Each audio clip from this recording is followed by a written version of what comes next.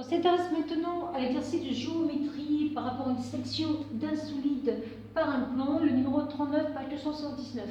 Donc, le problème ici, ça va être le suivant. J'ai un cube, j'ai un plan MNP. Donc, ce plan MNP, il est en fin de compte dessiné ici.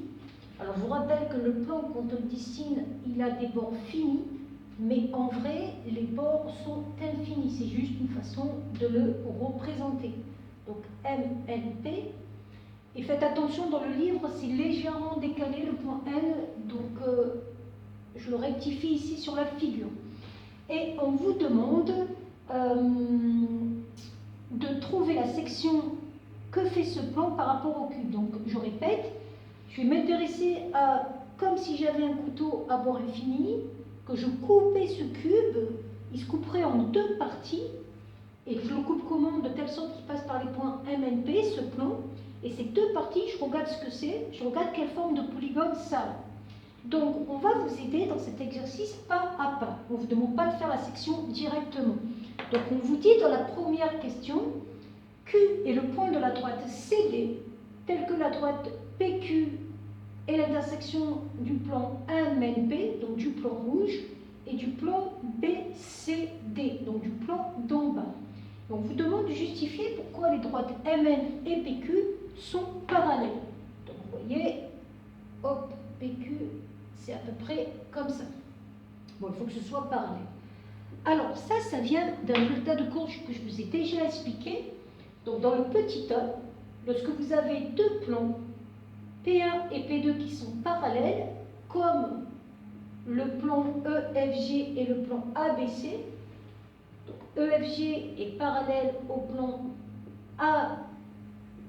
ABC, tout plan qui va couper l'un va couper l'autre en deux droites qui seront parallèles. Donc par exemple, une droite D1 ici, une droite D2 ici. Donc ça c'est un résultat très important. Donc ce plan, on va appeler, par exemple l'appeler le plan Q. Donc là, j'ai bien le plan EFG, le plan d'en haut, qui est parallèle au plan ABC, le plan d'en bas.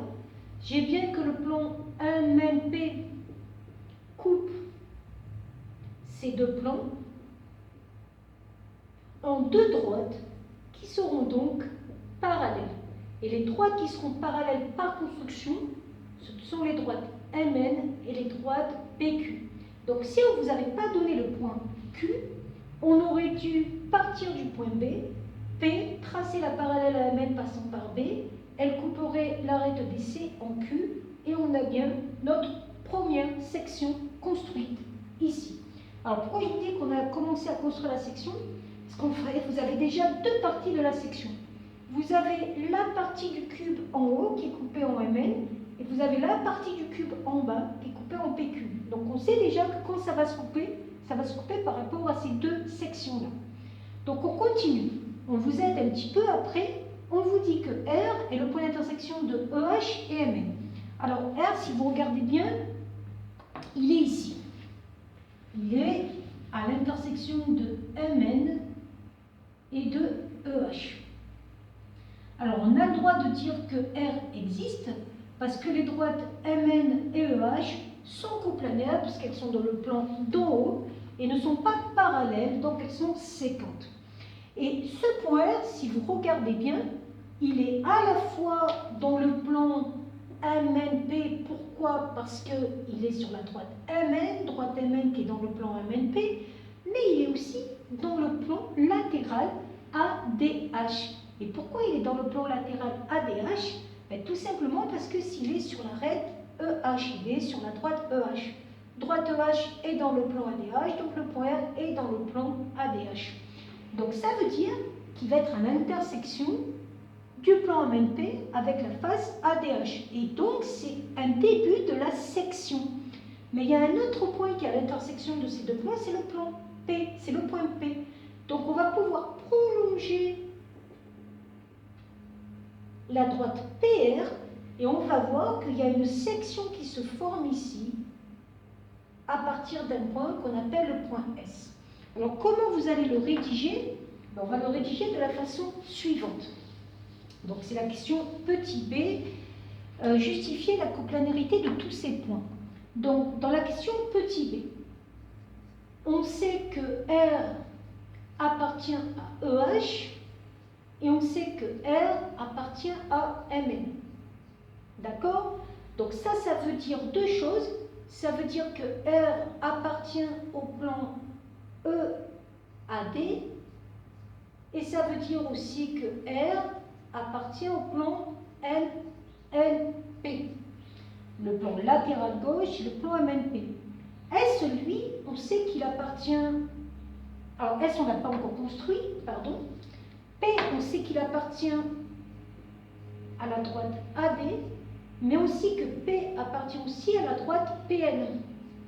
Donc ça va impliquer que P appartient au plan EAD, mais aussi qu'il appartient au plan MNP. Et donc, à partir de là, on peut dire que les points P et R appartiennent tous les deux à l'intersection des deux plans.